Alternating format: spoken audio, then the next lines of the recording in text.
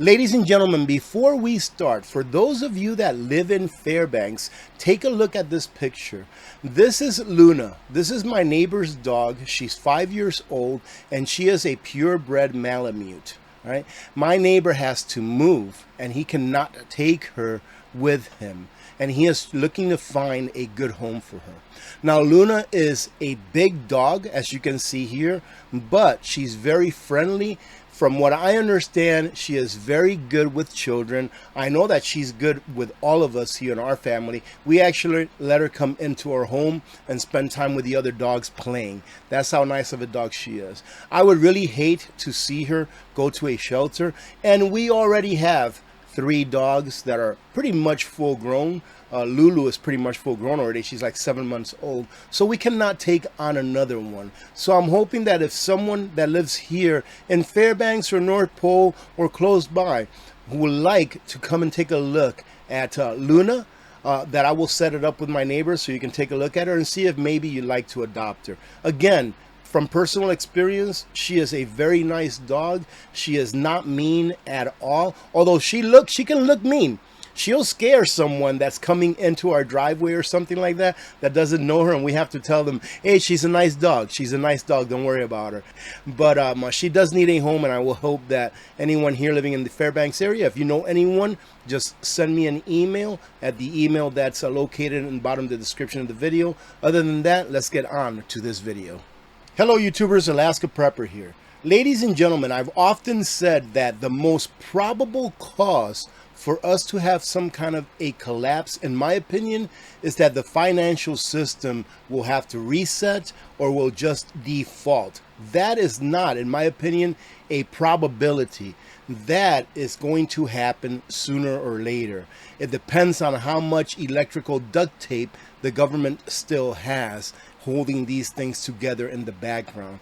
However, if you watch this video, and I'm not going to react to this video right here, this is from Bear Independent, and this is Bear, and this guy knows pretty much, from what I can tell, everything that has to do with the power grid.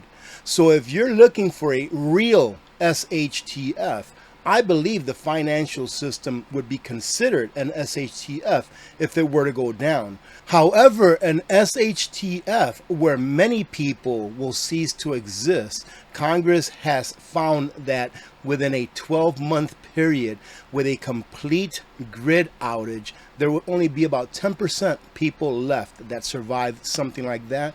Why?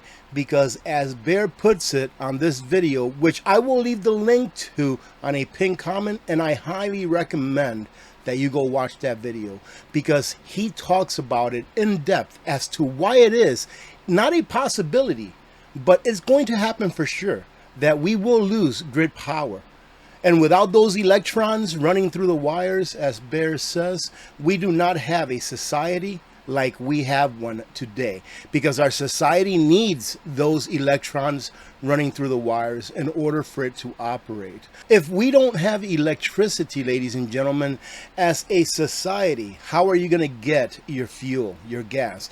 There may be fuel and gas underground in tanks, but how are they going to power the equipment that they need to be able to long-term provide you with fuel and gas that's stored underground? How are refineries going to be able to make more fuel, more gas for society to continue to operate? I have an idea, and I think this will be a fun thought experiment. I'm going to go through my day with you and see how not having electricity is going to affect my day. Okay, I wake up in the morning. What's the first thing that I do? I go relieve myself, right? So I go down to the Porcelain King, I urinate, I flush the toilet, but guess what? Eventually, without power, the water pump that pushes the water through my pipes is going to stop working. So you're eventually not going to have any water pressure unless you have some kind of a backup system to allow that to happen. So that's the very first thing that I did when I got up. And all of a sudden, that's going to stop. eventually as soon as there's no more pressure in those pipes. So go ahead and jot that down. You're not going to have water.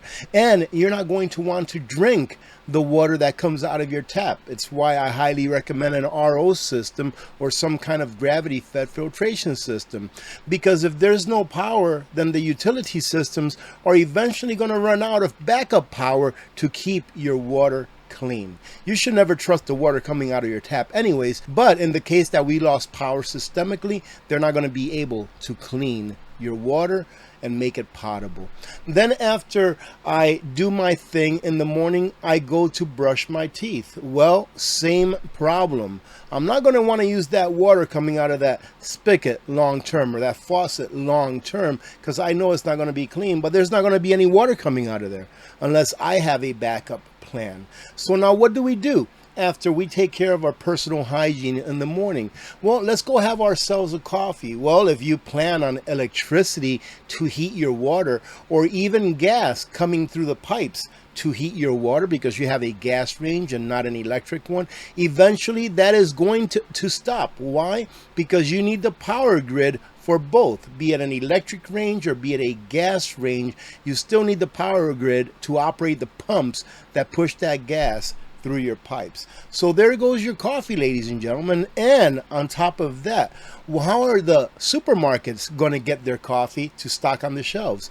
Think about anything and everything that has to do with groceries. You better have it backed up in your pantry in case the power goes out. Why? Because supermarkets are not going to be getting deliveries. And even if they did have deliveries, more than likely they would not sell to you if there's no power, because they're all power based. The way that they charge people is with credit cards, and they have a system of the just-in-time system that needs computer in order for it to work. That's not going to be there anymore either. What about the refrigeration inside of the supermarkets? That's going to stop working eventually. So make sure that you have all of those things prepped up. Well, how did you get to the supermarket to begin with? Well, I probably got in one of my trucks, one of my vehicles, and drove down there. Well, you better hope that you have gasoline or diesel in order to be able to get down to Costco or to get down to one of the gas stations, if they're even open or would sell to you. Well, how are you going to continue to power your vehicle if gasoline is going to be offline eventually as well? Are you getting the drift here? I've just started my day, and look at all of the challenges that I'm going to have. Now, God forbid, if someone in my family gets hurt bad enough to where we need to get medical attention, professional medical attention, how do you think that hospitals will be doing if there is no power? And what will happen after they run out of their 3-day backup of fuel that they power their generator with? And we're not even talking about being attacked or anything like that. It could be something that's natural. It could just be something like Bear says on his video, that it will eventually happen because we do not have the capacity as a nation to upkeep our power grid. We are too concerned, and this is me speaking, we as a nation, a government, is too concerned with taking care of other nations and other borders instead of taking care of our own nation and our own borders to bother with the power grid. And now let's think about some of the more serious things. What happens if you lose power, or where you live? Let's say where I live, it's in the middle of winter and we lose power. Do you have a backup in order to be able to run your house heater, whatever keeps your house warm? Whether your house heater works on gas, like natural gas or propane or diesel fuel, i.e. heating oil number 2 or number 1, whether it heats up your house using one of those things, I'm pretty sure that you're still going to need to have electricity in order to run the peripherals of whatever heating system you have. Some people, I have one as a backup. I have a heating system that takes no electricity and that runs on propane. How are you going to get the fuel for your heating system? Do you have enough put away to at least get you through that season of cold weather in case you can't get any more? What about if you live in one of the southern states that gets really, really hot, and you really need air conditioning in order to be able to survive? Ladies and gentlemen, you have to understand that back when, right, when there was no air conditioning, that a lot of people didn't live in a lot of the areas that they live in today. Why? Because they didn't have air conditioning and it got too hot. And those few people that did live in those areas, they built houses that vented properly for the conditions in which they were living in, and that's not the case anymore. We are addicted as a nation to electricity. And when I say addicted, I mean that it's an addiction that we will never let go. And when we do let go of it, it's not going to be voluntary, but it's going to take its toll on every single American, no matter how well prepared you are. So the question is this: are you prepared at all? Because those people that at least prepare with the basic things that they need to survive can more likely be one of those 10% that survive a long-term grid outage. And it's not me here saying that the grid is going to go down 100%. It's a person who I trust knows, because he's worked on the grid and several grids around our country. And that's this gentleman right here, Bear. So go check out his video because it is full of awesome information. And every once in a while I'll get people saying, well, I don't like this about him or I don't like that about him.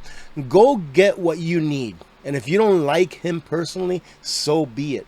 But allow him to provide you with that information that, in my opinion, is very valuable. It's going to happen eventually. Right? Just like I tell you about the financial collapse that we're going to see eventually. Some people may not notice that we've had a financial collapse. Just like back in 1971 when they took us off the gold standard. That was the government of the United States of America defaulting on the rest of the world. And the people within the United States experiencing the inflation that they experienced back then, they didn't understand that we had just had a reset. And in other words, had a financial collapse, just not internally, but throughout the world, the United States of America defaulted. That's why it was so important for Nixon to send Kissinger over to Saudi Arabia so that they can work out a deal and create what we all know now as the petrodollar. But not getting too deep into that, go check out his video. I'm going to have another video coming out probably in the next day or two. Yes, and for those of you that are the t-shirt police, I'll be using the same t-shirt on that video that I put out in a couple of days that I am now. It's because I'm pre-recording these couple of videos prior to me going out and smelling the roses. So right now, as you watch this, I'm smelling some roses and enjoying a little bit of time away from the homestead. But I will be back around the middle of August or so that we can pick back up where we left off. And the next video, ladies and gentlemen, that I'm going to record after this one is, in my opinion, a fun video and a video that gives me hope. But I'll let you all come back and watch that here in the next couple of days or so. So let me end it here by saying thank you very much for all of your support, ladies and gentlemen. And if you are still here, you are awesome. You don't know how much it helps for you to allow the video to play all the way through. So thank you very much for being here. God bless every one of you. Be safe out there, ladies and gentlemen, and continue to prepare. God bless America. I'm Alaska Prepper, and I'm out.